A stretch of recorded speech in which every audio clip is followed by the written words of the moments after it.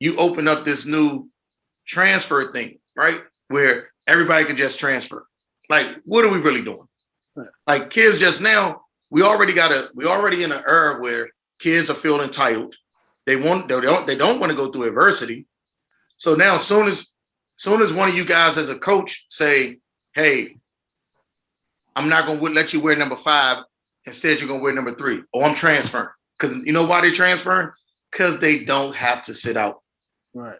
And let's be honest. If you take the average black kid and you could tell him he could run from adversity, they're going to run. Yeah. They're going to run. Like all they're doing is constantly doing things to make these kids be unsuccessful long term. Keith, I totally agree, man. Totally agree. Like this transfer rule, you have one bad day of practice and the dude may leave your program the next day. So it's like it's no accountability. There's no point of guys staying through adversity. So I think more games helps everybody in the equation. Like it gives these high school kids time to be seen, and then it lets us coaches know like what are we truly getting. You know, we're able to evaluate these kids and really understand who you getting as a person, who you getting as a player. Because with these limited weekends, you only seeing them so much. So more games lets us know who we truly getting. And with, like you said, with this transfer portal, man, like college coaches gonna just start recruiting off other college teams. They're gonna start even looking at high school guys. Think about this one. I had a guy that's a dear friend of me, and you know, like he literally recruited a kid from another college during the season. And I don't mean that guy not. Our relationship isn't the same, right? Because my thing is that kid needed to be focused on basketball and grades. That's it. He shouldn't be worried about what school am I going to next year during the middle of a school year in the season. Totally agree. You know, it's not right. And I had from 2009 to 2019, I might have had 3 kids transfer during that tenure. Man, I might have had like 12 kids transfer this year. Like, because kids now they're running. Yeah. That 1 year sit out, kids don't want to sit out. The average kid, hey, Tope, you can definitely speak on this. The average kid that we coach, that's from where we from, basketball is their motivation, right? If they're not playing, they're going to struggle in the classroom. Now I'm not playing. I'm okay because I can utilize this transfer route and run away from something because it's almost like they're just handicapping these kids, man. It's going to catch up with them long term. And the parents and the kids don't understand it. They're just going through the motions of what's being allowed to happen. And Keith, the worst thing about go ahead, Alan. I'm sorry. Go ahead. Okay. You know, I think that the most important thing when you talk about the NCAA and you talk about AAU basketball and dealing with AAU coaches is conversation. I think they don't want to sit in a room and honestly hear out what these guys in these programs they go through on a daily basis. And I think if you don't have the conversation, because it's a hard conversation, because sometimes they don't understand the socioeconomics of where these kids are coming from. And they understand it from outside looking, but they don't know it. And I think that's what's the big problem is that they don't want to have these conversations and these hard conversations. They just want to dictate, you know what I mean? And dictate what they want to dictate, what they think is fair, and everybody kind of, you know, go from there. And, you know, just to speak on the transfer portal, and as an assistant coach, and, you know, I had 3 guys that I recruited transfer, right? And the one thing that, you know, I always try to, you know, make myself when I recruit somebody is transparency. I try to make sure that they know everything every day. You know what I mean? And I think sometimes there's a lot of miscommunication within obviously the coaches. I'm gonna hold myself accountable too, you know, and obviously families and then sometimes our bosses, like, you know what I mean? Like, you know, because they have a certain way of train of thought, and we, you know, we around these kids every day, and our train of thought is a little bit different. So I think transparency is the key to everything, and also conversation. And I agree with you guys. The NCAA somehow, not what they want to run the camps, right? They want to do it. They want to be in charge. I don't know one college coach that was looking forward to going to their camps last year. Okay. And then they want to be even more of a bully, right? And say, college coaches can't have camps during their camps because the college coaches, and so they want to like dictate everything. We all know what's the NCAA. They're always a step behind, right? They're a step behind in name, image, and likeness. They're a step behind in this. They were a step behind. Shoot, just 10 years ago, they didn't want kids to get cost of attendance. Okay, so they're always trying to fight themselves, so they don't know what they're doing in that regard. And why? For some reason, they have the stereotype that AU, the shoe companies, all that are bad, and I'd say over 95% is wrong.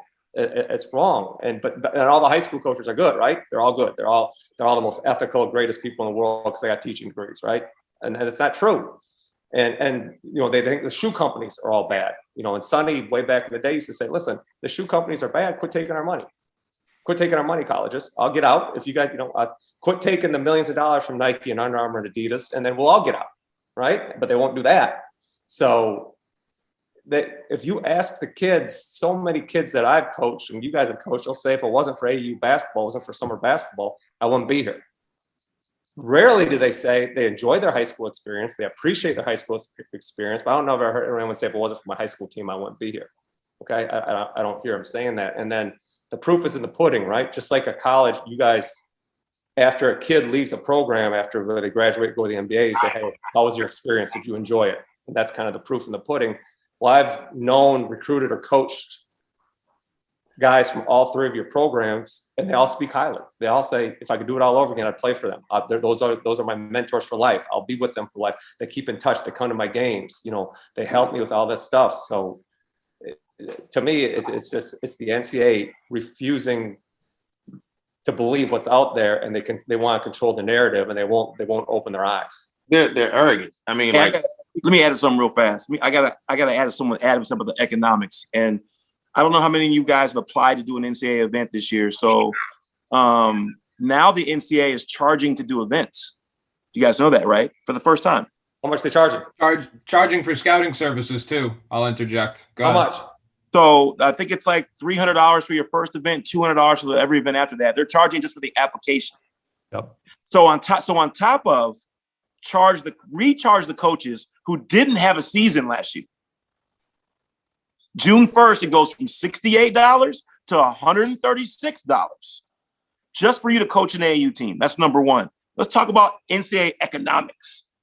Like $68 on June 1st to $136.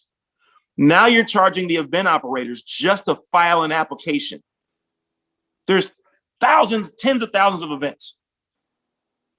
Now you're having the kids go on. My point is, this is becoming crazy economics on their end. Let's have that discussion. Like, you want to talk about economics and someone charging for a packet? How about what they're How about what they're charging? Yeah, it got real slippery. Scouting services. I didn't know they're charging for scouting services either. Yeah. Hey, so but here's what I don't understand about the NCAA. They want all this stuff to work. If you had to say the three most powerful high school coaches in your area and the three most powerful AAU coaches, you don't even have to say who they are. Let's say if they took that same energy and they came and sat down with all six of y'all and say, hey, what do you think about these things right here? Right? You give them your input. Like, who input are they taking? Like, when they talk to me about their camps, they was like, how do we get people to buy into the camps? I'm like, what does your team look like? What does your committee look like? I said, if you come to DC and you sit with myself, Mike Jones, Glenn Ferrello, Steve Turner, Damon Handon, and whoever, right? We all sit down and you say, hey, we want y'all to support this camp. How can we make it happen, right? And if we're on board, everybody else is going to follow. But your arrogance and your ego won't allow you to sit with the people you need to sit with to figure out how to make it happen, because there might be something there that can be beneficial to the kids. And I think that if you're talking to the right people, they're all about the kids and they'll try to make it work. But their arrogance won't allow them to do that. They're just trying to make wasted $12 million. Wasted $12 million. But that's kind of why I say, like, and to the point about everyone talking about playing more games. I think it's beneficial, especially for college coaches, because we get to evaluate more. But more so than that, we get to talk to coaches more, and we spend a lot more time finding out about the kid.